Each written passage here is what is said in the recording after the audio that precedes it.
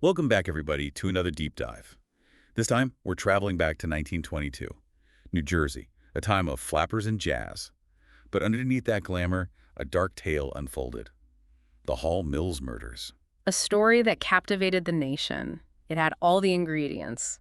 Forbidden love, a shocking crime, and a trial that gripped the headlines. And we're going to try to untangle this web. We've got newspaper articles from the time, court transcripts, and even some more recent looks back at the case. What's so fascinating to me about this case is how it reflects on the anxieties and obsessions, the undercurrents, really, of the Roaring Twenties. You had this tension between the old ways and the new. And this case brought it all to the surface. So we start with the basics, right? Two bodies found in the field. Right, September 16th, 1922. A quiet field near a farm in Somerset County. A man and a woman found dead lying side by side, Both shot. both shot in the head. Seems straightforward enough at first glance, but... But there's always something more. Oh, absolutely. The way they were positioned, for one. The love letters scattered around them, almost like a stage scene. And the man, Edward Wheeler Hall, Yeah. he had his calling card placed at his feet. Like a calling card. Right at his feet. It's like someone was sending a message. Exactly. Was it misdirection? Or were they trying to mock the victims, highlight the scandalous nature of it all? And we can't forget, the crime scene was quickly compromised. People flocked to the site wanting to see the tragedy. Trampling over any clues. So let's talk about the victims. Who were these people? The woman was Eleanor Mills, a married woman, a mother of two. Okay. And the man, as we said, was Edward Wheeler Hall, An Episcopal priest. an Episcopal priest in New Brunswick. And the scandal... So we're having an affair. They were having an affair. Wow. Okay, so that's a bombshell in any era. But back then, in the 1920s. Oh, imagine. The whispers, the judgment, a priest involved in an affair. It shook the community to its core. It was like a crack in the perfect facade of this small town.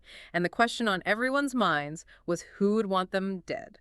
Right, someone clearly did. So who were the suspects? Well, suspicion fell quickly on those closest to the victims. And who's closer to a husband than his wife? Frances Stevens Hall, Edward's wife, became a person of interest immediately. Okay, so we've got a potentially scorned wife. Makes sense.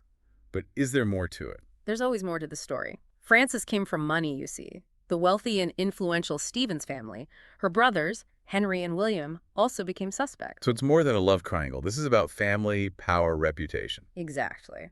The prosecution's theory was that this was all about protecting the family name, that Frances was the mastermind, Henry the triggerman, and William provided the weapon. Wow.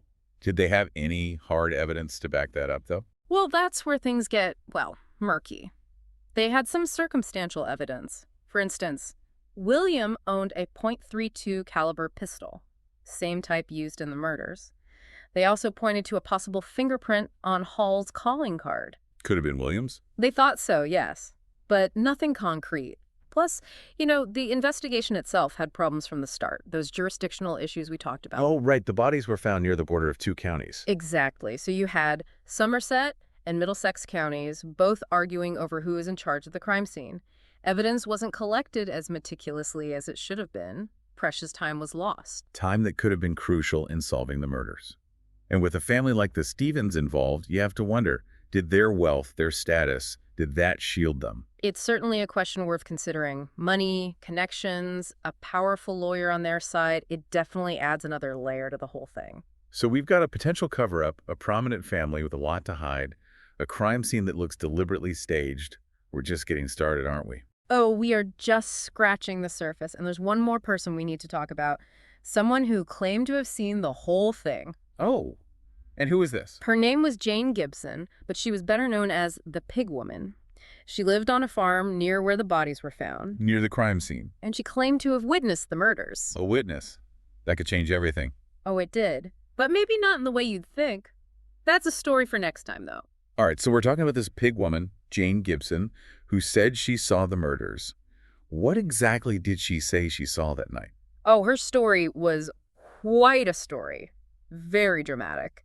She said she was tending to her pigs when she saw these figures in the cornfield near the murder scene. Okay. Said she heard gunshots, a woman screaming, even heard someone shouting, "Henry!" Wow, okay, so that put someone like Henry Stevens at the scene. You would think, right? But Gibson's testimony, while it seems like a huge break at first, it quickly became, well, a point of contention. Oh, how so? Well, her story kept changing. Each time she told it, it was a little different. The police got one version, the newspapers got another, and then in court. What happened in court? Oh, this was a whole spectacle. They wheeled her in on a hospital bed. She testified from a hospital bed. Oh, yeah, it was quite the scene. And, of course, the newspapers ate it up. This was huge news. But what about her testimony? Did it actually help? Well, that's the thing, see? The defense, they had a field day with her. They pointed out all these inconsistencies in her stories, painted her as someone unreliable, someone easily swayed. Someone looking for attention, maybe? Perhaps, maybe even hoping for a little money for her story. So, yeah, her credibility took a big hit. So maybe your testimony did more harm than good in the end. You could say that. It turned into more about her and her performance than the actual facts of the case. And it raises a really interesting question about eyewitness accounts, don't you think? Oh yeah, for sure. Hmm. How much can we really trust what people say they saw, especially in a situation like this? Right. Emotions were high, the pressure to solve this case was immense, and memory's a fragile thing. Easily influenced. Absolutely. So you've got this star witness whose story is falling apart, and an investigation that was, well, we talked about the problems there. What happened at the trial? Yeah, what was the outcome? Well, despite all the media frenzy, all the prosecution's efforts, Francis Stevens Hall, Henry, and William, they were all acquitted. Acquitted. So no one was held responsible. Not officially, no. The Hall Mills murders are still technically unsolved. Wow. So after all that, after all the drama, we're still left with a mystery. It's a reminder that sometimes justice is a bit elusive. The truth can get lost. You know, with all the conflicting stories, the shaky evidence, not to mention the influence of money and power. It sounds like the Hall Mills case wasn't just about murder. It was about the system itself, about how it can sometimes fail. Yeah, it's a good point. And what makes this case so fascinating, even after all these years, is that there were other theories out there. Oh, like what? Well, some people thought maybe it was a crime of passion. A jealous spouse, maybe, not even connected to the Stevens family. Others wondered if maybe Hall's work as a priest, maybe he stumbled onto something dangerous. Something someone wanted to keep quiet. Right. There were even some whispers about the Ku Klux Klan. They're pretty active in New Jersey at the time. Wow, that's a whole other level. Oh, yeah. But Yeah. there was never any real proof of that. So lots of theories, but no real answers. And speaking of unanswered questions, what about this Henry Carpenter? You mentioned him before. He was a suspect, right? Yeah, Henry Carpenter, cousin of the Stevens siblings. And like them, he came from a wealthy, influential family. Another one. So what was his deal? Why wasn't he ever tried? That's the thing. No one really knows for sure. Some say he had a rock-solid alibi. Others think maybe he made a deal with the prosecution. Maybe gave them some information in exchange for, well, you know. For getting off the hook. Could be. And then, of course, there's the idea that his family, maybe they had something to do with it, used their influence to protect him. Again, it seems like power and money might have played a role. It's a recurring theme in this case. Definitely. And the fact that Carpenter was never officially charged, it just adds to the mystery. Makes you wonder what really went on behind the scenes. So many secrets, it seems like. So it really is like one of those classic whodunits. We've got all these suspects, secrets, motives, and we still don't know for sure who pulled the trigger. It's the biggest question mark hanging over the Hall Mills case. It's easy to want a simple answer, to point the finger at one person and say, they did it.